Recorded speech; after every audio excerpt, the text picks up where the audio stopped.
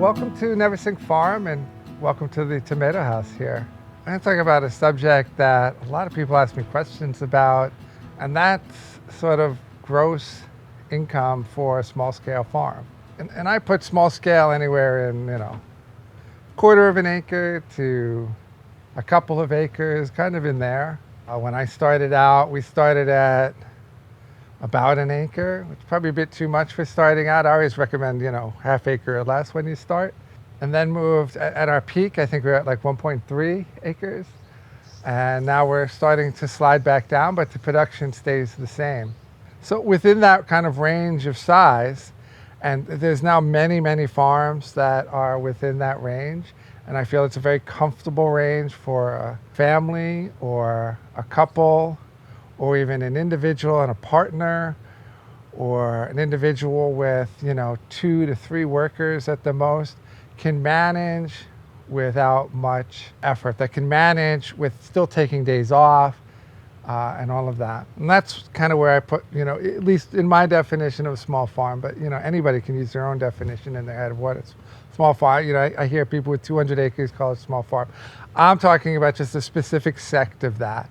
What kind of the gross income can be in my experience with my own farm and what I see in other farms, and 350,000 to 450,000 or even more is absolutely possible. And I'm talking about gross.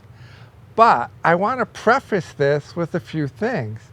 One of them is, in order to achieve stuff like this, to ensure to achieve that, is year-round farming, I would say, is a must. And it's not just about harvesting and selling crops in the middle of the winter.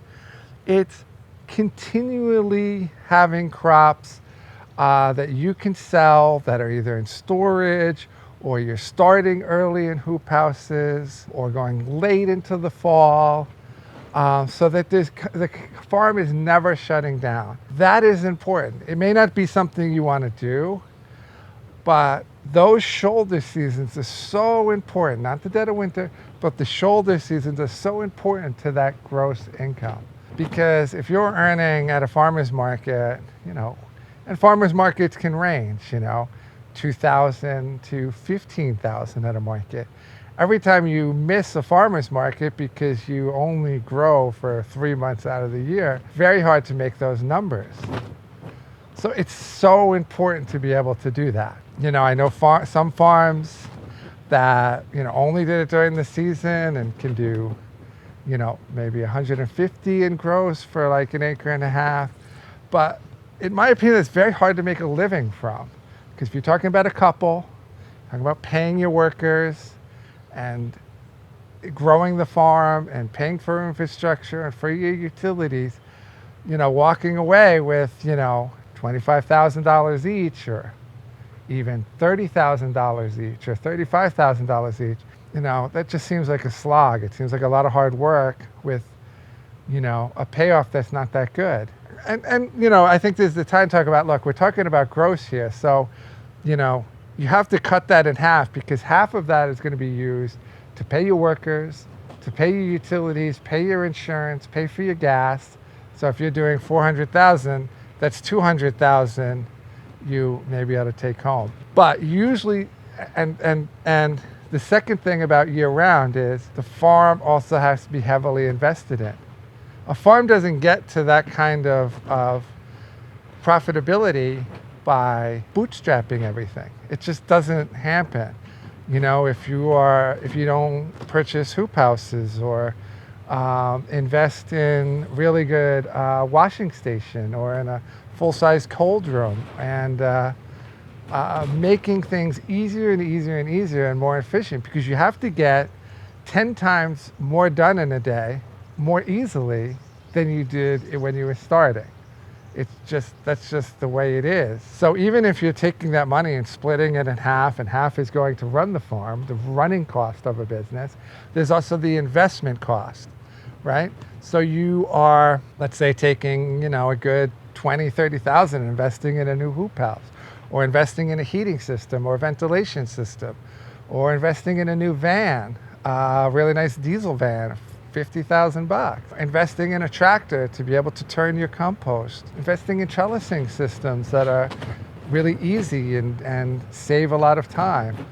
All of those are investments, and usually those farms that are earning more and more money is because they're putting more investment into their business. And it's like any other business. So if you own a restaurant, you put in more money to increase the size of your restaurant so that you have more tables, right? Maybe you put in a takeout business next door, maybe put in a bar for some late night dining. All of those things are investments you're putting in so that your return is greater. And that's true in farming as well. It's just a business like any other. And another aspect of it is while you need to use every square foot to grow in and need to produce really, really well and have good soil programs so that each thing is producing, but also tabletop growing, microgreens and shoots is a great way to increase the gross profit of a farm, because you don't have to get bigger and bigger and bigger, right? A 30 by 50 hoop house growing microgreens, right, can produce 100 grand worth of microgreens in a year. So that's an integral part of a high gross profit farm is tabletop growing, microgreens and shoots, and as well as doing those things year round, is adding this other crop that doesn't take up space. Now there's more details involved in this, is growing crops that are profitable per square foot, right? There's a big difference between growing, winter squash and melons versus growing greens and cucumbers, growing early crops rather than main season crops, trying to get the most money for your effort, right? So I grow zucchini early rather than in the middle of the season, and I grow it late when other people don't have it, all of those things. So there's a lot of caveats to it. And that's why I'm always uncomfortable talking about it, because it takes a lot of work and a lot of investment in a farm to get those high profits. It's not something that just happens easily. It's a lot of work and investment. And I couldn't stress that enough. And it's also uncomfortable for me because I do sell a farming course, and I don't want anyone to think that somehow there's some promise that, you take a farming course and then you're going to earn that kind of money. It's just not true. It's going to take the investment and the hard work that does that. But I wanted to touch on the subject because it's something people ask me about. And not every farm has to do that. A farm doing 150, that's great. Doing 200, that's great. Or let's say it's just part-time and whatever you earn is great. So it's not a judgment about a farm on how much it earns, right?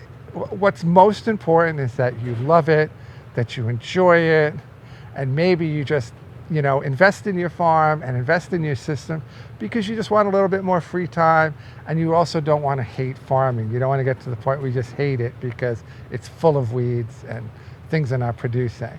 So, it's about having a good life most of all. It's not just about how much one can earn per acre. And I hope that's the takeaway.